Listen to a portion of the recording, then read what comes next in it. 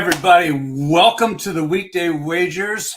It is Wednesday. I hope you're having a fantastic Wednesday. I am so glad that you are here because I think we have a jam-packed, fun show, especially since a lot of good things did happen for us from yesterday's show. Just remember that you can catch us here every single weekday at 3 o'clock on the Coaching Company YouTube channel. You're going to get all kinds of daily picks, little insight, lots of fun. And, we got that thing called the Daily Dinger where we pick our home run winners. And I think that we had a winner last night, but more to that a little bit later. Let's bring in Robby. How are you, sir? Hey, Mark, I'm doing good, man. How you doing? Fantastic. We get on the weekend wagers, we get the 12 packet picks, and with the weekday wagers, trying to keep it a little shorter, a little more condensed. We give out one or two plays that we like for tonight. What's the word for you today? What do you got your eye on, or where are you kind of going for tonight's stuff? The word is late. The West Coast games coming on at 9:30 or 10 o'clock my time is late, and I'll be up again tonight because that's when Edmonton and LA play for the Game 2 series in Los Angeles. So that's what I've got my eye on. I've got a few props in that game. I've been working, so I haven't checked to see who the starting goalie is. Maybe we can figure that out for Edmonton before the show's over. But if Stuart Skinner's still in net, I'll be having a lot of Kings props at it as well. Gotcha. Now, here's a weird question, because here on whether it's the weekend wagers or weekday wagers, you know that we tend to really scour and search for different sports and stuff that we like to wager on, if you will. Everything from football, baseball, badminton, who cares what it is. If they keep score, we're probably betting on it somewhere. Question for you. What's the weirdest sport or the most out there sport that you've ever actually placed a bet on?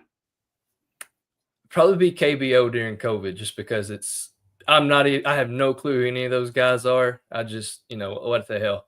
Here's $20. Let's see if we can turn it into 40. That's kind of how I would do it. I'd say KBO. We don't get a lot of novelty props in Tennessee. There's not a lot of books that offer those, at least not that I found.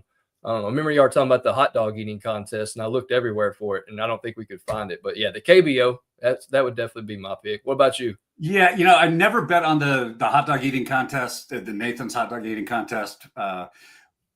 However, if I'm being completely honest, I did sit and watch, this is about a year and a half ago, watch the National Cornhole Championships as they were taking place live. And there was a book that was offering not just wagers on it, but live wagers on cornhole matchups.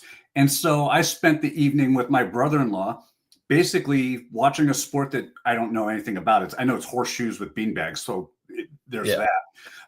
But yeah, had a lot of fun doing it. I think I was finished about 7-3 for the night. So yeah, that's the weirdest one I've ever done.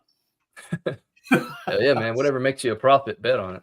I'd watch paint dry and calculate how long it takes to drip down if somebody wanted to put a wager on it. Speaking of things that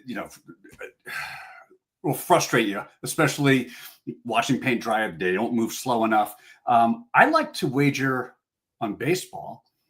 I like to do what they call a little Nerfy. And this is just a glimpse of the Nerfy chart that we had today over on JustTheStatSports.com. It shows the starting pitchers. It also has on the far left there with all the red. That's the result of the day games for Nerfy. Do you know how frustrating this is for me, Rob? Yeah, so far this season, daytime baseball games have seen only 47% of the games go to the Nerfy. Weekdays, 48%. Weekend games, only 40% of the games have gone to the Nerfy.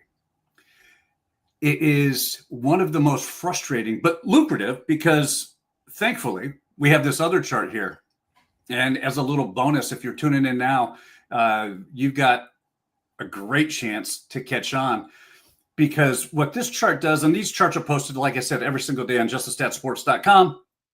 You can go through and pick out games and pick out teams that you want to target for a Nerfy.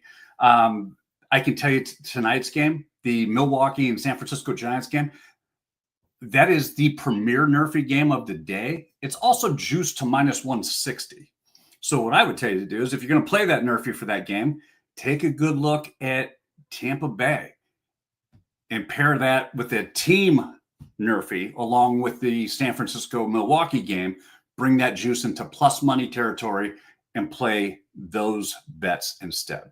But like I said, tune in. Go over to justiceatsports.com. Use code BTT30. It's scrolling right there at the bottom. It's going to give you your first 30 days for free. Try it out. You get all of that data, all the model projections. You get Rob's super hockey profit picks that he has for his goal scorers and point scorers. You'll get all that. Give it a try. BT230.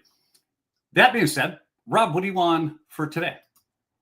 Yeah, so we're going to the LA Edmonton game, and I'm going with Evan Bouchard to get an assist. That's at plus 100. You can take his point prop at -140, but he's an assist machine. He's not a big-time goal scorer. He's on that top D line with, McDavid, or not with McDavid on the D line, but on the power play. He's on the top power play unit with McDavid and Draisaitl, the whole bunch. And he's on the top D line with Darnell Nurse, who just came back from injury. Look, man, if they play Stuart Skinner, LA will get some goals tonight, and Edmonton's going to have to play keep up. Evan's going to be there. He's going to give an assist to Draisaitl, I'm sure, again. He has 11 assists in his last 10 games overall. I really like that prop tonight. I can't believe it was plus 100 for an assist, considering that's all he does is get assists. Excellent. And I'm looking for you right now. I'm trying to see. Stuart Skinner is in goal tonight. Oh, perfect. Yeah, so the over it's Darcy Kumper and Stuart Skinner. The over-under on Kumper saves is 24.5, and on Skinner saves is 23.5. Now, don't get it confused. Evan and Stewart play on the same team. I'm just thinking for other props that I may have on the site now on LA side that I didn't pull the trigger on earlier this morning. You might see a little bit more on that game later, so just check that out. Excellent. Excellent. I am going over to the ice with my play. We are going to go, the ice. I'm going to the diamond. You were on the ice. I'm going to the diamond. I knew what was saying in my head. I am going to target the White Sox. And look, if you don't already know by now, I have been fading the White Sox all season and a second team as the Colorado Rockies, especially when they're away from Denver. But I'll get into that here in a second. Right now, I'm dialing in on the White Sox. First 5 innings, team total under 1.5 runs at -115.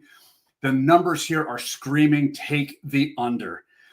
David Festa is pitching for Minnesota. He's their new ace in training. He's made 2 home starts, gone a combined 9 innings. He's punched out 10 batters via the strikeout. He carries a shiny 1.11 whip. And here's the kicker. He has not allowed a single earned run in those starts. The only run that was scored against him came as a result of an error, not his doing. You're going to pair that with the White Sox, who've only gone over 1.5 in the first 5 and just once out of their last 7 road games. That's not a trend. That's a drought with a side of swing and miss. And if you're wondering whether this is just some crazy take that I have or a well-oiled system of strategic suffering, let me drop the resume here. I'm sitting at 12-11 this season by fading the White Sox on the run line. The Rockies on the road, I am now 9-4 fading them on the run line as well. Watching Colorado play away from Coors is basically a live action episode of Survivor Infield Edition. So just so you know, I figured you would like that as a Survivor guy. Both these teams, the White Sox and the Rockies, are both playing tonight. They're both playing on the road. Do with that what you will. Okay. But enough about teams that can't score. Let's start talking about teams or players that love to launch the ball into low orbit. It's time to grab your popcorn, grab those moon goggles, because somebody's going yard. And the Daily Dinger is what we've got right now. But before we dive into that, Rob, can we just take a moment to bask in that glorious glow of yesterday's genius? I mean, it was genius. I gave you Tommy Edman, and what did he do? He turned a baseball into a souvenir that came with frequent flyer mileage. And I know that this is not, we're not in the business of what did you do for me yesterday? We're in the business of what can you do for me today? So let's take a look at this slate and tell me, Rob, who do you like? Who's jumping off of this slate for you and why? Okay, so go ahead and take Otani out. That's an automatic play for me, as I said. But not going to do that. Not going to be that guy. I'm going to expand my horizons a little bit. We're going to go to Tyler Soderstrom for a 1+ home run at plus 450. He's going for home run number 10 tonight, and he's playing Kumar Rocker. Kumar likes to throw sinkers. Well, Tyler likes to hit sinkers. He came close to going yard last night. He hit a ball almost 108 miles per hour, and I don't know how it didn't go over the fence. Tonight, the wind's blowing out in Sacramento. Give me Tyler Soderstrom plus 450 to go yard. I like it. I like that one a lot. I am going with O'Neal Cruz at plus 350. Listen to these. Cruz on the season has hit a home run in every 14.4 at-bats. In the past week, the last 7 days, he's had 22 at-bats with 3 home runs, which is basically 7.33 at-bats per home run. He's had 15 at-bats since his last home run. 6 of those bats coming last night in their loss. I think with the wind blowing out, straight out to left field for a dead pull left-handed hitter, I'm just saying. I love Cruz in this spot. And I do think, I would love to get your thoughts on this. And we can decide this now. We don't have to wait for DG.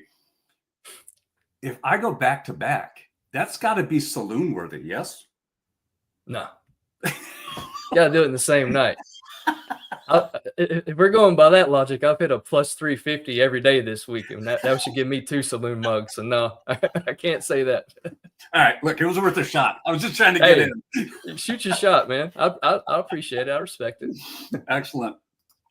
Well, that does it for us for today. Rob, what's one of the things that you're looking on, maybe trying to look ahead for tomorrow to get maybe an early line? Blues and Winnipeg. Winnipeg's going to have Ehlers and Velarde probably still out. Blues are in desperation mode. It's going back to St. Louis. Those games have been tight. It's been basically the goalies have been winning those games. So I'm anxious to see how Winnipeg does traveling to St. Louis and to see if St. Louis can get over the hump. Robert Thomas also didn't skate today, the Blues' best player. So that's something to look at as well. If he doesn't play, hammer Winnipeg.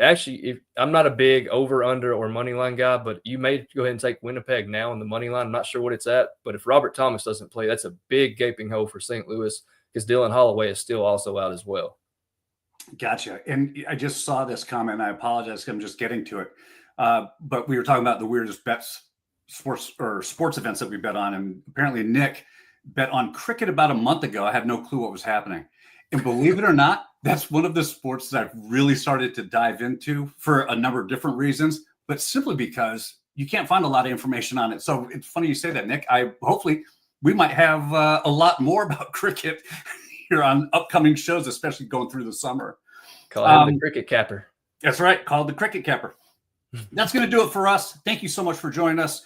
Make sure you tune in again tomorrow at 3:00, where it will be DG, our beloved Daniel Greer, and Robby with some more picks and lots more fun. And then we will see you again on Friday at 3 with the 3 of us for the Weekend Wagers. Until then, take care. Let's cash these tickets and have a good night. Oops.